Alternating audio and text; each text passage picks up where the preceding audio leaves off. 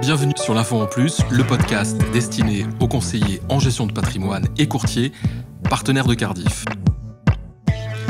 Qu'on le veuille ou pas, qu'on soit prêt ou pas, les réseaux sociaux font désormais partie de notre vie quotidienne et rares sont ceux qui n'y sont jamais allés faire un tour. Ils attirent un nombre impressionnant d'utilisateurs et les grandes entreprises l'ont bien compris en étant de plus en plus présentes sur tout type de format, communication, formation, échange, business ou clientèle. Alors comment les médias sociaux peuvent-ils impacter votre business et surtout vous aider dans son développement ?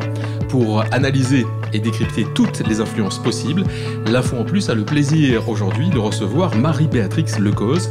Elle est responsable des médias sociaux au sein de BNP Paribas Cardif France. Bonjour Marie-Béatrix et merci d'avoir répondu à notre invitation. Bonjour Gilbert et merci à vous. Alors Marie-Béatrix, commençons par un rappel de définition. Est-ce qu'il y a une différence entre ce qu'on appelle d'un côté les médias sociaux et de l'autre côté ce qu'on appelle les réseaux sociaux ? Oui, il y a souvent un abus de langage quand on parle des réseaux sociaux, parce que c'est une sous-catégorie des médias sociaux. Les médias sociaux sont tout lieu de publication des internautes. Donc YouTube est un média social, LinkedIn et Facebook sont des réseaux sociaux, parce que là, il y a une demande de mise en relation, donc c'est sur de la relation privée. Twitter est un site de microblogging qui fonctionne sous mode d'abonnement. Et il y a Instagram aussi également. Les forums et tout site média qui accueille des commentaires d'internautes sont des médias sociaux. Alors je le disais en introduction, les grandes entreprises ont compris l'importance d'être présentes sur les réseaux sociaux et c'est également le cas évidemment de BNP Paribas Cardif France puisque vous avez ouvert plusieurs comptes. Tout à fait. On a ouvert des comptes il y a un peu plus de 2 ans pour servir à la fois nos partenaires CGP courtiers, donc sur des comptes comme LinkedIn et Twitter, et pour servir aussi et apporter de la pédagogie à nos clients finaux sur Facebook et Instagram et YouTube. Je voudrais qu'on aborde la e-réputation et également le positionnement comme marque leader.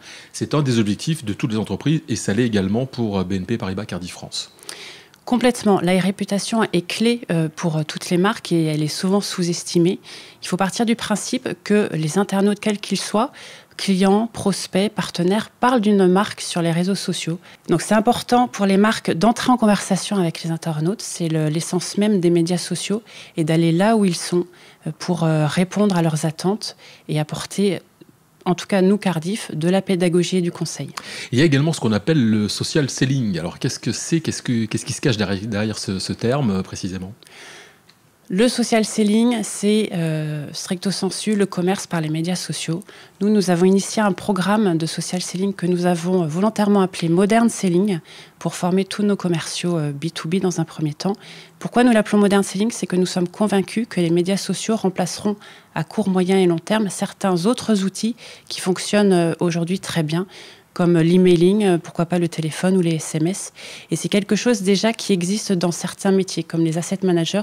Certains utilisent les réseaux sociaux comme LinkedIn pour être un lieu de conversation et d'échange avec leurs partenaires. Alors ça me permet d'enchaîner sur la question qui arrive naturellement maintenant. Marie-Béatrix Lecause, c'est pour un CGP, pour un courtier, comment les médias sociaux peuvent impacter le business et comment les médias sociaux peuvent aider les CGP, les courtiers, à développer leur business. Il faut partir du postulat que les médias sociaux ont un impact dans les décisions d'achat, qu'elles soient en B2B ou B2C. N'importe qui, vous et moi, n'importe qui, va prendre conseil auprès d'une personne de confiance ou lire des avis sur des forums, des sites de comparaison ou des médias sociaux pour mieux connaître le produit ou l'entreprise avec laquelle elle veut faire affaire. Donc les CGP doivent avoir cela en tête. Pour moi, les médias sociaux, c'est comme les sites web. Dans les années 2000, on se disait est-ce qu'il faut en avoir un ou pas. C'est surtout les services communication qui se sont emparés des sujets. Et ensuite, le business et le commerce, après l'apparition d'Amazon, en fait, qui a un peu révolutionné l'approche d'utiliser les sites web. Et je pense qu'aujourd'hui, avec le modern selling et le développement, l'impact des médias sociaux grandissant dans les décisions d'achat, chacun de nous, et à commencer aussi par les CGP, qu'ils soient en petit cabinet ou gros cabinet, se doivent d'étudier et d'appréhender les médias sociaux dans leur stratégie de conquête et surtout de fidélisation. Conquête, fidélisation, mais si on devait choisir un ou plusieurs médias sociaux, quels sont ceux qui répondent le plus à ces critères de besoin de développement de business ? Je dirais que ce sont ceux où sont les clients. où sont les partenaires, où sont les personnes qui sont en recherche de pédagogie et de conseils.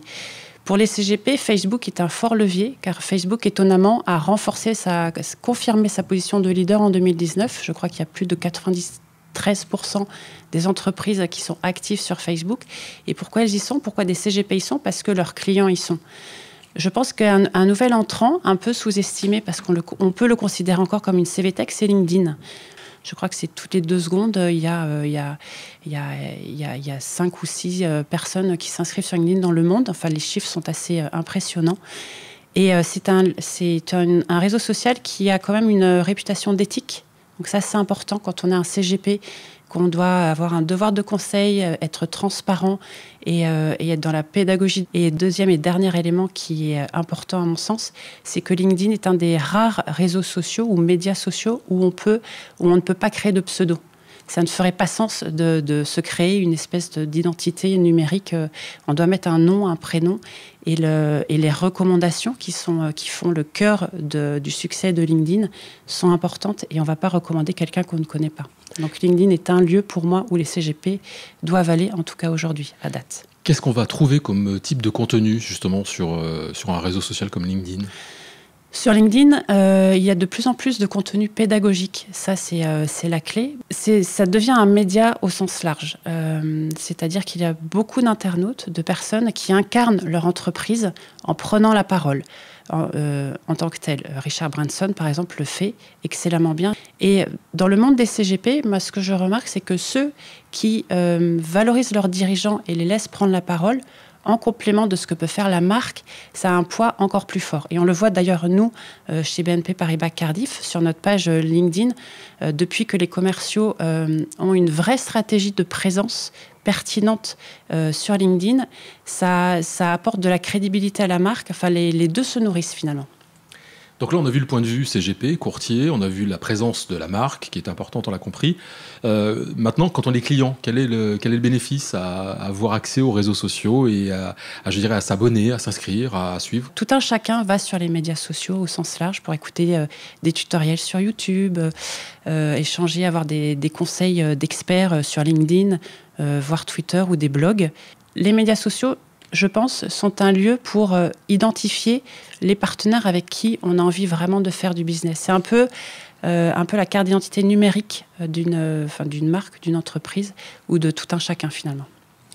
Quels sont les types de contenus que propose BNP Paribas Cardiff France sur les différents réseaux sociaux qui ont la marque Cardiff? Sur les réseaux sociaux comme LinkedIn et Twitter, on a vraiment un but d'interaction avec nos partenaires. Donc on va leur fournir des contenus pédagogiques, des conseils, à la fois Cardiff, mais issus de notre veille, qui, de notre point de vue, peuvent les nourrir. Donc, c'est un peu notre posture, notre ligne éditoriale. Sur Facebook et Instagram, la posture, c'est donc de rentrer en conversation avec tout client, ne pas laisser un commentaire sans réponse et leur apporter de la pédagogie, des tutoriels et également tout contenu, tout type de contenu, pas nécessairement les nôtres, qui pourraient les aider à faire des bons choix en toute connaissance de cause. On a bien compris que la présence sur les réseaux et les médias sociaux devient incontournable si on veut faire du business et si on veut développer ce business, quelle que soit sa position. Comment vous faites aujourd'hui si vous avez un partenaire, CGP, courtier, qui n'est pas présent sur les réseaux sociaux? Est-ce que du coup vous lui proposez de l'accompagner, de l'aider à faire ses premiers pas? Alors, nous sensibilisons chacun de nos partenaires à l'importance des médias sociaux par des meetings que peuvent initier nos commerciaux, nos CPR. Ensuite, tout dépend de l'appétence du partenaire. On est à sa disposition pour répondre à ses questions, pour lui donner nos convictions. Après, si lui dit « bon, ok, je note, mais j'en reste là », on ne va pas le forcer. Il faut penser, je pense, parfois à l'étape d'après. C'est-à-dire dans le renouvellement des clients, des partenaires. Demain, est-ce que mon réseau physique est suffisamment fort pour que je continue à progresser? Ou est-ce que les médias sociaux peuvent être un lieu où je vais attirer, via de la micro-influence ou d'autres actions, de visibilité des clients potentiellement intéressés par ce que je peux leur apporter? Marie-Béatrix Lecoz, nous sommes arrivés au terme de cet entretien et justement, je voudrais qu'on rebondisse sur le dernier thème que nous venons d'évoquer. C'est comment ça va évoluer tout ça finalement? Est-ce que les médias sociaux, est-ce que la présence des fournisseurs, des intermédiaires, des clients, qui sera, d'après ce qu'on comprend, de plus en plus importante au fil des ans, est-ce que tout ça va engendrer finalement un grand chamboulement de la relation commerciale entre les uns et les autres? Potentiellement, tout dépendra du taux d'adoption des partenaires entre eux. Les médias sociaux ayant un impact de plus en plus important dans les décisions d'achat, qu'elles soient en B2B ou B2C, je pense qu'ils vont être de plus en plus appréhendés. Et c'est pour ça que nous avons fait le choix d'accompagner nos commerciaux et que nous faisons le choix de proposer un accompagnement à nos partenaires CGP et courtiers. Merci Marie-Béatrice Lecoz. Merci à vous. Merci d'avoir écouté l'info en plus. Si vous avez aimé l'émission, n'hésitez pas à la partager avec votre réseau, à donner des étoiles. N'hésitez pas non plus à nous faire part de vos remarques, de vos questions, mais aussi des sujets que vous aimeriez aborder sur l'info en plus. Vous pouvez nous retrouver sur LinkedIn et Twitter sur les comptes Cardi France.